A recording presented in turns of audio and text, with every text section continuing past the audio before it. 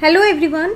आज की क्लास में मैं आप लोगों को क्लास 10th का जो ये आपका चैप्टर नंबर 1 है ना, रियल नंबर्स, इसके जो 1 मार्क के इंपॉर्टेंट क्वेश्चंस होते हैं, जो कि आपको पता है कि सेक्शन ए हमारे पास 1 मार्क वाला ही आता है ना।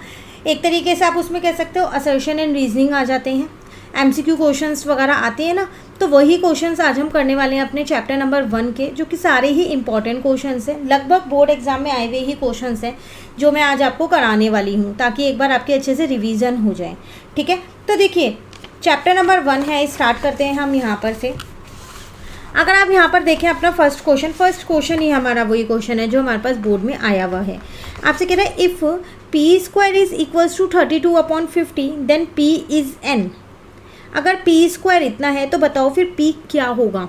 मतलब आपको ऑप्शंस दिए हैं, होल नंबर होगा, इंटीजर होगा, रैशनल नंबर होगा, इरेशनल नंबर होगा। देखो ये पी स्क्वायर और आपसे पी पूछ रहे हैं, तो इसका मतलब आपको पहले पी की वैल्यू तो फाइंड करनी पड़ेगी, है ना।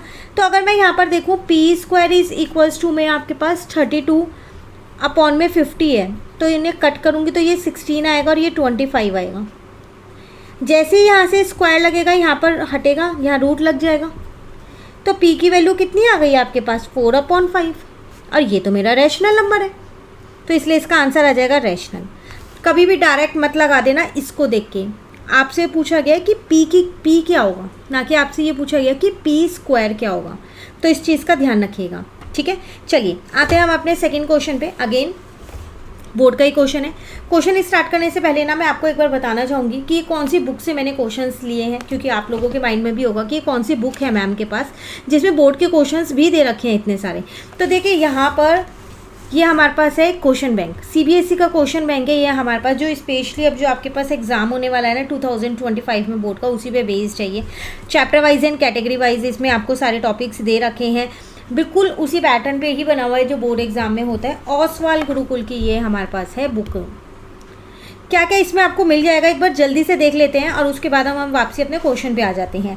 तो इसमें आपको ना यहाँ पर कॉम्पिटेंसी क्वेश्चंस मिलने वाले हैं, जैसे कि सब चीज़ें यहाँ पर ऑलरेडी लिखी हुई ही है।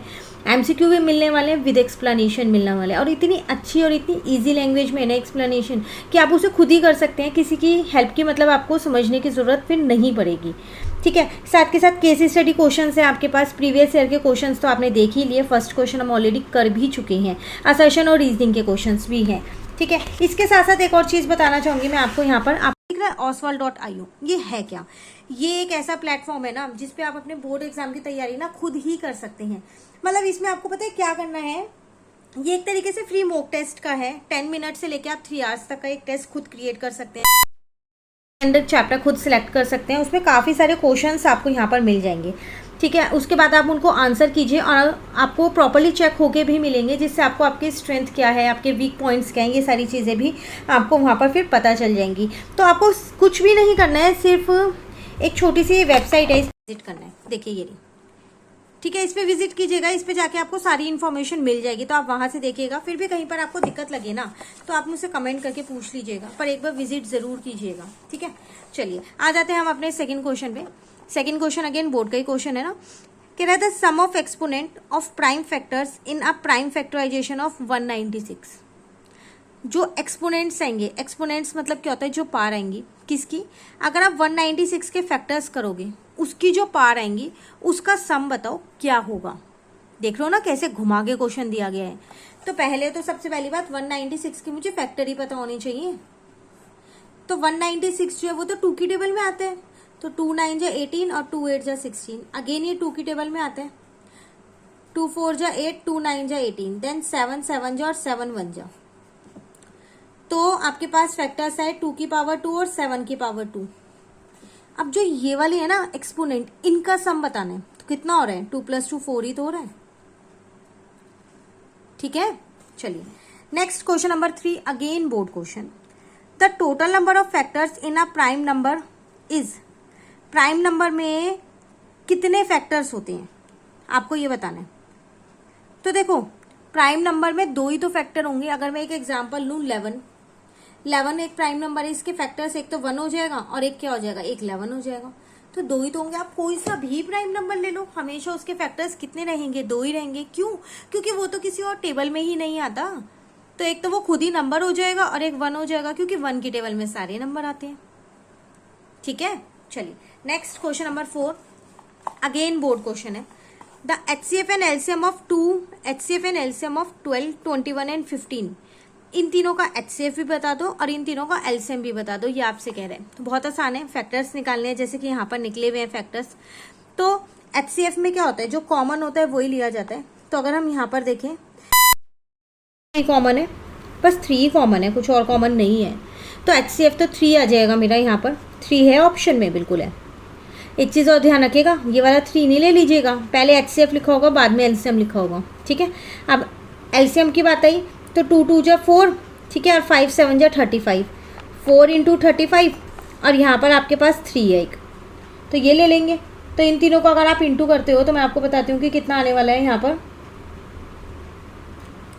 तो वो आपके पास आ जाएगा, इंटू 3 करोगे तो 420 आ जाएगा। तो ये आपका क्या हो जाएगा, LCM हो जाएगा।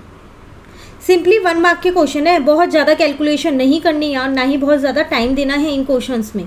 जल्दी जल्दी करना है इन क्वेश्चंस को, पर सही करना है, ठीक है। और यही क्वेश्चंस होते हैं जिसमें ना मतलब थोड़ा लैंग्वेज इधर उधर कर देते हैं ताकि हम कंफ्यूज हो जाए, तो इनकी प्रैक्टिस सबसे ज़्यादा करना, ठीक है ना। नेक्स्ट देखिए, HCF of 2 number is 113, 2 number का HCF दे रखा है, and their LCM is 56952। If 1 number is 904 then the other.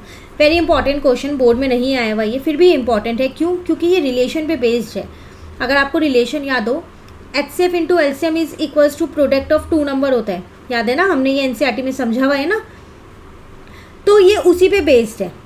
तो इन दोनों का LCM भी दे रखा है 2 नंबर का, और HCF भी दे रखा है, और उन 2 नंबर में से 1 नंबर दे रखा है। कैसे करेंगे, एक बार ना यहाँ इसको कॉपी पे कर लेते हैं ताकि ईजिली समझ में आ जाए। हमारे पास जब जो फॉर्मूला था वो क्या होता है, HCF into LCM is equals to में A इंटू B होता है। अब मुझे HCF भी दे रखा है और मुझे LCM भी दे रखा है, और एक नंबर भी दे रखा है, दूसरा नंबर मैंने B छोड़ दिया। तो 113 इंटू 56952 डिवाइडेड बाय 904 हो गया। देखो अगर ये 1 मार्क के में आया तो पूरे चांसेस हैं कि जो नीचे वाला नंबर है ना वो किसी ना किसी ऊपर वाले नंबर से कट हो ही रहा होगा, क्योंकि बहुत लेंदी कैलकुलेशन नहीं आएगी। तो इन दोनों को मल्टीप्लाई मत कीजिएगा, पहले इसको इससे डिवाइड कर दीजिएगा। डायरेक्ट डिवाइड हो रहा है 8 पे, और जो ऊपर वाला नंबर है वो डायरेक्ट 8 से कट हो रहा होगा, जो कि हो रहा है कितने पे हो रहा है, 7119, और यही आपका आंसर है। तो ऐसा कभी गलती ये मत करना कि पहले इन्हें मल्टीप्लाई करूँ फिर डिवाइड करूँ, यही क्वेश्चन करते रह जाओगे एग्जाम में, ठीक है। चलिए नेक्स्ट आते हैं क्वेश्चन नंबर 6 पे। For what least value of n natural number 24 into n is divisible by 8। कह रहे n की यहाँ ऐसी कौन सी लीस्ट वैल्यू रखूँ कि वो 8 से डिविजिबल हो जाए। देखो ऑप्शन दिए 1 -1 0 और नन ऑफ दिस। 8 के टेबल में 24 तो पहले से ही आता है नहीं आता है। तो अगर आप -1 यहाँ रखते हो तो फिर आपके पास वो बन जाएगा 1/24, क्योंकि जब भी पार नेगेटिव में होती है तो बेस रेसिप्रोकल हो जाता है, तभी पार पॉजिटिव होती है, तो ये तो हो ही नहीं सकता। और जब भी आप 0 रखोगे, किसी की भी पार 0 होती है तो 1 ही तो हो जाता है वो बेस, तो ये भी नहीं हो सकता, बचा क्या 1। तो अगर आप यहाँ 1 भी रख दोगे तो ये रहेगा तो 24 ही, और 8 से डिविजिबल भी है, तो इसलिए वो लीस्ट वैल्यू जो पूछ रहा था ना वो ये है। क्लियर है। चलिए क्वेश्चन नंबर 7 पे आते हैं। The HCF of 306 and 1314 is, HCF निकालना है। ये वाला क्वेश्चन मुझे लगता है आप लोग बिल्कुल ईजिली कर लोगे। इसके फैक्टर निकालने हैं, इसके फैक्टर्स निकालने हैं, और उसमें जो कॉमन है वो आपको यहाँ पर लिख देना है, ठीक है। तो बहुत आसान है, जैसे 306 के फैक्टर्स ये आ गए आपके पास, 1314 के ये आ गए। कॉमन एक तो मुझे 2 दिख रहा है और 2 3 दिख रहे हैं, उसके अलावा कोई नहीं दिख रहा है। तो 3 3 जा 9, 9 2 जा 18 आपका आंसर आ गया, ठीक है ना। मेन है जो ये ट्रिकी जैसे कि वाला क्वेश्चन हो गया, थोड़ा सा कई बार हम कंफ्यूज हो जाते हैं, क्योंकि पहले ऑलरेडी बोर्ड एग्जाम होता है ना, तो एक टेंशन होती है उस माइंड में। तो ये वाले क्वेश्चंस, ऐसे क्वेश्चंस की ज़्यादा प्रैक्टिस करना, ठीक है। नेक्स्ट देखो, चलो कह रहे the HCF A into B is 2 and LCM A into B is 27, what is the value of A into B। देखो ये जो क्वेश्चन है ना, ये क्वेश्चन नंबर 5 जो अभी हमने किया है ना रिलेशनशिप वाला, उसी पे ही बेस्ड है, पर बस थोड़ा सा ही फ़र्क है। क्या फ़र्क है, आपको यहाँ पर क्या दे रखा है, पहले मैं रिलेशन लिख देती हूँ। मुझे HCF दे रखा है 2 एलसीएम दे रखा है 27, यहाँ a इंटू बी ऐसी है, ये हो गया 54। एक बात बताओ, मुझसे a इंटू बी की ही तो वैल्यू पूछ रहे हैं वो, तो a इंटू बी की तो मैंने अभी वैल्यू निकाली है 54, ये रही। तो यहाँ पर मुझसे कोई अदर नंबर या वन नंबर नहीं पूछा है, क्योंकि मुझे ये दोनों ही नंबर नहीं दे रखे, इसलिए इनका मल्टीप्लिकेशन पूछा है सिर्फ। ठीक है, तो मतलब रिलेशन वही लगेगा, कंफ्यूज नहीं होइएगा कि यहाँ पर तो एक नंबर था और यहाँ पर एक निकालना था तो ऐसे कर लिया, अब इसमें कैसे करेंगे, नहीं तो आपसे पूछा भी तो फिर वो दोनों का ही है ना। क्लियर। चलिए क्वेश्चन नंबर 9 आपसे यहाँ पर क्या कह रहे हैं, the HCF of 3 raise to power 3 into 5 and 3 raise to power 2 into 5 raise to power 2, इनका एलसीएम बताओ, HCF बताओ। नॉर्मली नंबर्स का HCF निकालना तो हम लोगों को आता ही है उसके फैक्टर्स निकाल के, बट यहाँ पर कैसे निकालें, तो कोई मुश्किल नहीं है। क्यों? क्योंकि ना यहाँ पर पहले से ही आपको फैक्टर्स दे रखे हैं, नंबर ना दे के ना डायरेक्ट वो फैक्टर्स की फॉर्म में दे दिया है, तो आसान है, कोई मुश्किल नहीं है। देखो ये आपको दे रखा है, आपको पता है HCF का मतलब है जो कॉमन है, तो 2 बार 3 दोनों में कॉमन है क्योंकि 3 की पावर 2 यहाँ है, यहाँ 3 है, और एक बार 5 कॉमन है क्योंकि यहाँ एक ही बार 5 है, यहाँ 2 बार है, बस। तो 9 इंटू में 5 45 आपका आंसर। तो ज़रूरी थोड़ी है कि वो नंबर ही देगा तभी फैक्टर्स निकालोगे, वो डायरेक्ट फैक्टर्स भी दे सकता है, उसके बाद निकाल लो आप HCF। ठीक है। चलिए क्वेश्चन 10 में आपसे क्या कह रहे हैं, if the HCF of 2 number is 1, अगर 2 नंबर का HCF 1 है, then the 2 numbers are called, फिर वो 2 नंबर्स होते क्या हैं। हमेशा ध्यान रखिएगा, जिन भी 2 नंबर का HCF 1 होता है ना, वो हमेशा कोप्राइम नंबर्स होते हैं, हमेशा। आप कोई से भी ले लो, 2 और 3 ले लो, 3 और 4 ले लो, ये सारे कोप्राइम नंबर है। क्यों? क्योंकि इनका जो कॉमन फैक्टर है वो 1 ही है, वो किसी और की टेबल में नहीं आता है। 3 और 5 ले लो, ठीक है। तो कोप्राइम नंबर्स ही वही नंबर्स होते हैं जिनका HCF हमारे पास क्या होता है, 1 होता है। क्लियर हो गया। चलिए नेक्स्ट क्वेश्चन 11 पे आते हैं। आज सारा वाला पार्ट इस बुक से कंप्लीट कर लेते हैं हम, ठीक है। आपसे यहाँ कह रहा है पाई क्या होता है। पाई हमेशा याद रखना एक इरेशनल नंबर होता है। नॉर्मली हम इसकी वैल्यू 22/7 लेते हैं, जो कि हमें लगती है रैशनल है, बट ये इसकी एग्जैक्ट वैल्यू नहीं है।